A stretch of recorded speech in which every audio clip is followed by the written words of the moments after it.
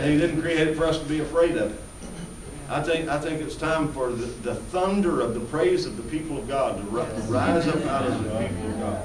And let spirit, soul, and body come into agreement with the cadence of God's heart that he's speaking in this day. So, but anyway, David established a whole new thing there.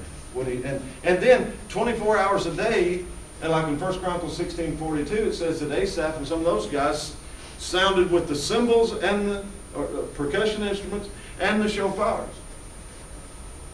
And so what we did at 777 this year, we found that the Holy Spirit gave us a strategy for a release of a sound. And that sound we looked in the seventh book, the 7th chapter, and the 7th verse, and that was the calling of the 300 shofars to release the sound of war over the enemies of God's people. Now what Gideon did in those days when he released that sound was nothing more than a prophetic act. You know what prophetic acts are? Those things that don't make sense in the natural mind, but you get them out when the Holy Spirit gives them. He'll find somebody that's just wacky enough to do it. You know, and you got to think about, Gideon had to be a little sideways, you know, to sign up for the job he signed up for. Because he really didn't sign up for it. Because here's what happened. He had an encounter with the Lord. Suddenly the Lord speaks to his life and gives him a word that is in complete contradiction of what's really going on. So you can't deal with it intellectually.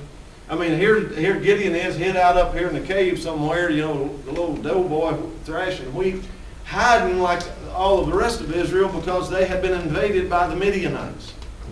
They're invaded as a nation by an enemy. And by the way, all of the tribes that would invade the people of God all had one thing in common. They were all idolaters. They worshipped other gods. And so when Gideon's generation is being overcome by the Midianites, God shows up and says, "Hey, mighty man of valor." And he's thinking, "What?" That's French. I'll work on that. He said, "Mighty man of valor? Man, I'm hiding out in the cave up here, just barely getting by on what I can scrape out of the bucket. You know, I'm not a mighty man of valor." But he spoke his destiny and spoke who he really was in God's point of view. Because see, God thinks prophetically. So not only was he saying it in the prophetic sense that how do I want to say that, honey?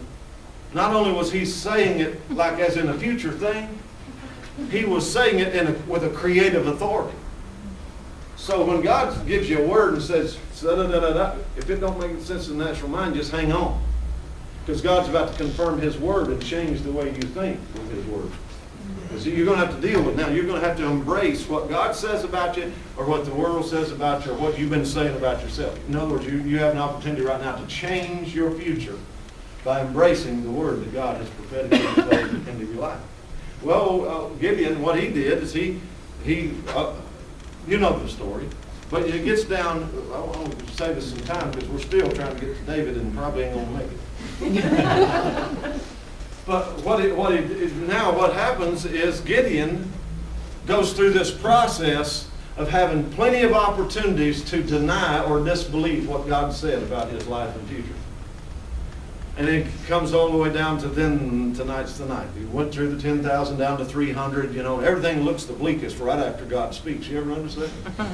Oh, God will say, you know, like, David, you're going to be the king. You're anointed king. Where's the next place to find him? Hid out in a cave as a fugitive, running for his life. You ever notice when you get prophetic words, a lot of times the very opposite of that's the first thing that shows up? To walk you through that process of saying a full yes instead of yeah. You've got to get to the yes.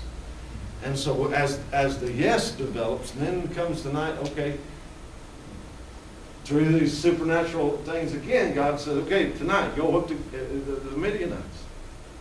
And then he began to give the strategy. Can you imagine? All of this came as a result of one thing that happened when Gideon had an encounter with the Lord. What he did is he went out and he began to He tore down the altar of Baal and began that his fathers had worshipped at, and there was a restoration of worship in his heart. So at that restoration of worship, now God started walking through this process. Because, you know, in those postures of worship is when you get God's strategy for the new day. Same thing with Joshua. Oh, poor me, poor me, poor me. Woe is me, kind of stuff. And then he had an encounter with the Lord. The first thing he does is he starts worshiping. And out of worship comes a bizarre strategy now that he's got to walk out the prophetic act. What was that one? Go down there, take 7 laps, 7 days, 7 horns, 7 shouts, 7. It was a 7 strategy. Now you got Gideon here. He gets, all of a sudden in the middle of the night, the Holy Spirit wakes, it causes this whole thing to happen. Tonight's the night. And so, it says, if you're going to whoop Midianites, you got to have 300 pitchers. That's sort of like somebody run down here to the store right now and get 300 pitchers and bring them back. Because we're going to change the spiritual climate of, what's this town? Coleraine. We're going to change the spiritual climate of the whole region. So somebody go get 300 pitchers. Pitcher like the vessels. Like a, yeah. 20 I'll call them over here. Jules. Somebody go get 300 Jules. Pretty good. Yeah. Y'all don't call them pictures. Well, I'm shocked. All right. 300 Jules. I love, you know, when Andy starts singing, you couldn't tell is Irish or you know, you can't tell when they're singing until they get to a word that has an A and an I in it. Amen and faith. Remain in faith. That's the only words. Okay. All right. 300 jugs. And when you get, if you take 300 jugs out here on the street and drop 300 of glass jugs, you know what it sounds like? It sounds like millions of swords being drawn. It's the same frequencies in the sound spectrum that are projected with breaking glass. Or it's the same with the drawing of the sword, metal against metal. So now all of those frequencies are released into the atmosphere. And at that sound, now you got to remember, the Midianites outweigh Israel by millions. They were as the sands of the sea. The camels and their horses were as the sands of the sea and so on.